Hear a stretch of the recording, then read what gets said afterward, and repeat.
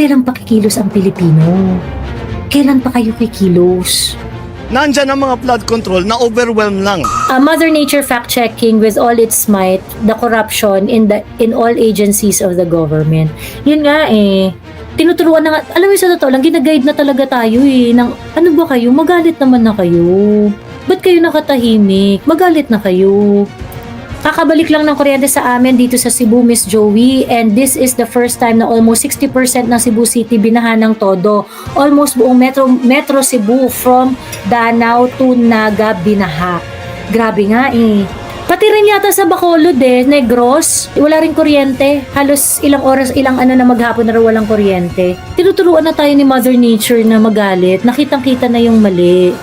Actually, there is a very, very big movement that's gonna happen on the 16th, the 17th, and the 18th. And may mga lumalabas that it is coming from Iglesia ni Cristo, and they'll be calling for the transparency and accountability of all the government official, of course, led by Bongbong Marcos.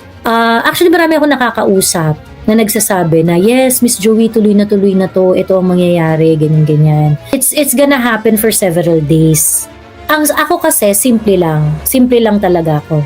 If we are going to do it in order to ask for Bongbong Marcos to resign, I'm in. I am in. Kaya yung mga tao nagsasalita about corruption, and the reason why yung iba felt compelled to talk about corruption. Bakit? Kasi kapag ka merong korupsyon, ang unang tatamaan yan, yung mga walang laban. Yung walang pera, walang kapangyarihan. Pagka kinurap yung pera sa PhilHealth, sino ang unang maaapektuhan? Yung mga umaasa sa benefits ng PhilHealth, yung mga hindi makabayad sa ospital. Pagka kinurap yung pera sa flood control project, sino unang tatamaan dyan? Di syempre, yung mga taong lumalabas, yung lumulusong sa baha, yung mga ang bahay ay malapit, yung mga illegal settlers, yung mga nakatira sila dun sa mga area na restricted, sila yung unang tatamaan kasi sila yung umaasa dun sa serbisyo ng gobyerno in order to get by. So yung mga may pera, kaya kasi nilang i-look after yung safety nila, yung mga pangangailangan nila, kaya nilang sagutin kasi may pera sila Like, hindi sila masyadong muna magre-reklamo sa PhilHealth kasi kaya naman nilang bayaran yung hospital bill, hindi nila kailangan yun. Hindi sila masyadong concerned sa baha kasi siguro dahil yung mga dinadaanan nila wala namang baha, nakatira naman sila sa high-rise condominium, nakatira sila dun sa mga mga prime realty location na hindi binabaha, so that is why hindi nila masyadong concerned. Kaya kung merong mga tao na nagsasalita about corruption, bear in mind na yung mga tao nagsasalita about corruption, ang unang iniisip niyan. Kaya dapat in the first instance na meron tayong makita, you have to speak up. Kasi ang unang-unang tatamaan ng korupsyon ay yung mga kawawa sa buhay.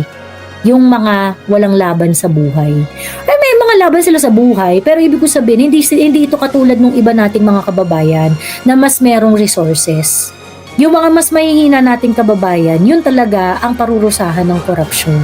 It doesn't mean na sila yung mauuna, hindi ibig sabihin nun, hindi magka-catch up yung korupsyon sa mga hindi mahihirap. And Exhibit A, ayan, sa Cebu. Yung isang well-off na subdivision, binaha na rin ng bonggang-bongga. Nagpatong-patong na yung kotse nila. 'Di ba? So, ngayon, yung nakikita natin with the really, really bad tourism, the state of tourism in the Philippines, yung mga usually kumikita ng maganda dahil sa turismo, tinatamaan na, humihina na ang kita. Yung mga kababayan natin na nakatira sa mga gandang subdivision, binabaha na rin sila. So, kailan pa kikilos ang Pilipino? Kailan pa kayo kikilos? 'Di ba? Kailan pa tayo kikilos? So anyway, it is true na ang magpapabagsak kay Bongbong Marcos is really the economy. Yung bad state ng ekonomiya natin, yan ang talagang tunay na magiging dahilan ng pagbagsak ng administrasyon ni Bongbong Marcos. Kasi I think kung hanggat hindi nasasaktan yung mga middle class or yung ibang mga walang pakialam, hanggat hindi nila nararanasan na ma-short sa pera, hanggat hindi nila nararanasan na mabusabos, unnecessarily mabusabos, hindi nila maiintindihan yung pangangailangan na talagang kailangan mo ng kumilos, kailangan mo ng magsalita. Mother Nature fact-checking with all its might, the corruption in all agencies of the government. Yun nga tinuturuan na nga, alam mo sa totoo lang, ginaguide na talaga tayo ng, ano ba kayo, magalit naman na kayo. Ba't kayo nakatahimik? Magalit na kayo. Tinuturuan na tayo ni Mother Nature na magalit, nakitang-kita na yung mali. 'Di ba? Actually, there is a very, very big movement that's gonna happen on the 16th, the 17th, and the 18th. And may mga lumalabas that it is coming from Iglesia ni Cristo, and they'll be calling for the transparency and accountability of all the government official, of course, led by Bongbong Marcos. Actually, marami akong nakakausap na nagsasabi na, yes, Miss Joey, tuloy na to, ito ang mangyayari, ganyan-ganyan, ganon. It's gonna happen for several days. Ako kasi, simple lang talaga ako. If we are going to do it in order to ask for Bongbong Marcos to resign, I'm in. I am in. So, yun. Di ba, ilang beses nang tinabla ng Bongbong administration yung Iglesia ni Cristo. 'Di ba, sabi nila, wag na kayong impeachment kasi nakakagulo yan sa bansa. 'Di ba? Sabi ng INC, hindi naman sila pinakinggan ng INC. We will join INC in the peaceful rally and we hope other organization will also join. At tayo ay magkapit-bisig to walk and move the rally from Luneta going to Malacanang. I think people should go out. Everyone should go out. Sabi ko nga pag sumigaw ba ako ng Bongbong resign dyan, palalayasin niyo ako sa rally. Sabi nila, hindi Miss Joey, hindi talaga. Nagtanong kasi ako, sabi ko pag sumigaw ba ako ng Bongbong resign, hindi niyo ako papalayasin sa rally. Hindi Miss Joey, hindi talaga. Sabi nila, ayan. Saan ba ang meeting place, Miss Joey? Ang alam ko is sa Luneta, sa Quirino Grandstand. Ang alam ko doon. Pero meron din yatang mga ibang location. Bakit tayo kami naman? Sabi ni Jay Castro. Kasi meron ako i-discuss sa inyo. Ayan, parang Pharaoh lang ng Egypt noon. Kalamidad ang pinapahiwatig ng Panginoon para matauhan sa hinaing ng mga tao sa kanya. BBM resign, alis dyan. Hintayin nyo ba na may mamatay sa pamilya ninyo? Ilang buwan na lubog ang bansa.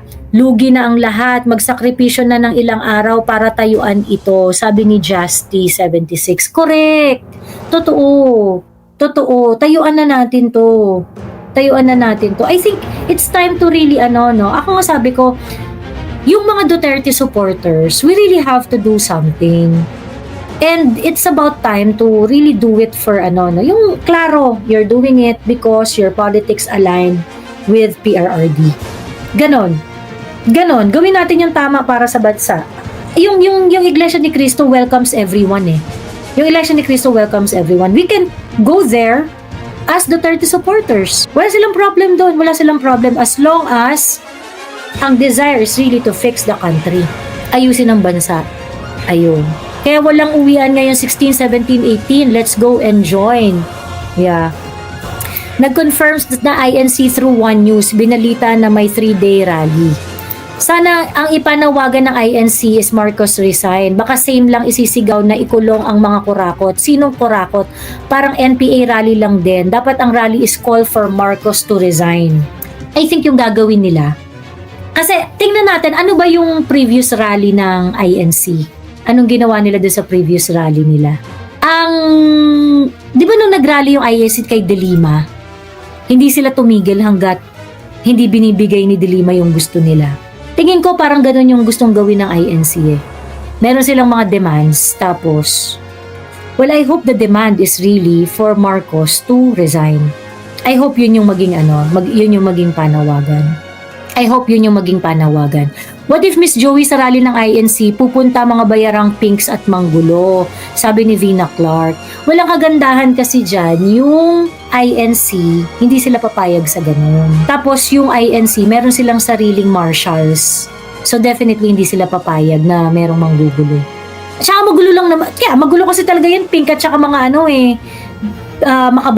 makabayad black Yan ang magugulo Kaya pagka merong rallying magulo, hindi yun DDS-led rally or hindi yun INC. Anong date ba, Joey? Sama ulit ako. Yung sa Iglesia ni Cristo, 16, 17, 18. Nagawa na kasi yun ng Iglesia before eh. Nagawa na yan before. Yung talagang nagsistay talaga sila. Ayan. And in fact, recently, ginawa na nila yan noong January 13 sa Luneta Grandstand. 1.8 million INC members yan at 3 days rally. 3-day rally means they really want BBM to resign talaga. Ganon. Ang iglesia kasi, tingin ko hindi nila gagawing official statement yung super na bold statement. Pero just like what they did nung rally nila kay Dilima, meron talaga silang iniintay na action. Ganon. So ako, I suggest, kung gagawin niya ng iglesia, samahan natin.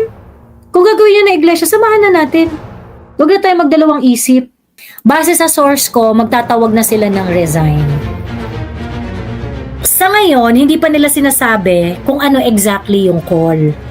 But looking at the other actions of Iglesia, it looks like papapunta doon yung trajectory.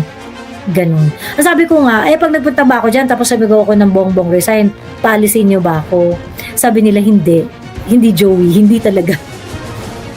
Ayan. Sabi ni Sheena Jean Verdad, oust Marcos, di yan magre-resign si BBM. Oo, pero kailangan kasi natin maging matalino. Sheena, okay? Pag sumigaw ka ng Marcos resign, ng oust Marcos, okay? Pag sumigaw ka ng ganyan, dadamputin ka. Alam mo ba na meron ng, 97 na vlog, yung kinakasuhan nila na 97 na NBI 97 person of interest. CIDG filed 97 cases filed cases against 97 person of interest over violent incidents during the September 21 anti-corruption rally. Conspiracy and proposal to commit rebellion or insurrection, sedition, and inciting to sedition. So ngayon, Sheena, dapat maging matalino ka. Okay? Focus on BBM resign. Focus on BBM resign. Kung meron kang ibang intensyon, bahala ka sa buhay mo. Pero avoid being arrested. Use your brain. Nakatend ako nung INC rally sa Luneta. Very organized sila at nakikinig sila sa lahat ng nagsasalita sa state. Sana mag-rally din yung JIL at KOJC in solidarity with INC. Putang inang CBCP, walang bayag sa pagpapanagot kay Bongbong. Yun nga kasi yung problem. Kapag kasi kunwari ang simbahan tumanggap ng donation sa politiko, pag tumanggap yung ng donor sa politiko, alam na. Hindi nakakalabanin yan. Pakicheck sa Sunstar Cebu ngayon, sunog sa Cebu. Hala, grabe Baha, lindol, sunog, bagyo. So join ba tayo sa INC rally? Sabi ni Single Dada. Pupunta ako. Bakit walang men in uniform na tumulong sa nabahaan? Grabing iyak ko sa mga kababayan natin. Parang walang gobyerno ngayon. Papadala naman daw po ng 20 pesos kilo ng bigas. So yun. So for me, I think we should join. There is going to be a massive signature campaign that is going to happen. But there's also a massive rally that is going to happen. Ako, I really want to go out there as a Duterte supporter. Sa akin, non-negotiable na to Non-negotiable na to. Of course, I am a Duterte supporter and I love my country. And kaya ako, nakalinya yung politics ko kay PRRD is because I love the Philippines. And I want to fix the Philippines using the lens of PRRD on how he viewed and wanted to solve the problem of the Philippines. So ako, sa totoo lang, sa mga ganitong rally, at saka kung merong pagkakataon na kailangan kong tumayo para sa aking pinaglalaban, I'm gonna go there as a Duterte supporter. That's non-negotiable.